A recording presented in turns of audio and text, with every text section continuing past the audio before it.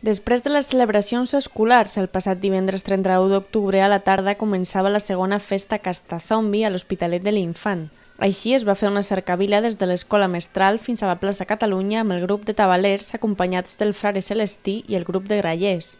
Un cop a la plaça, els veïns van poder participar en un taller de castanyada i cap a les 6 de la tarda començava l'espectacle Torracastanyes amb la companyia Mochitochi. En acabar l'espectacle, la colla de diables de l'Hospitalet de l'Infant va començar la seva actuació. I en fer-se fosc, la tradició deixa pas a la nova celebració de Halloween. Així van ser molts els nens i nenes que es van disfressar de personatges terrorífics passant botiga per botiga demanant caramels i llaminadures, com marca en aquest cas la tradició anglosaxona.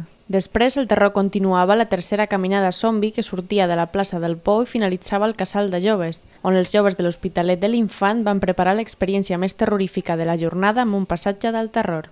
El passatge va estar obert divendres de 7:15 a 10 de la nit i dissabte de 7 a 10.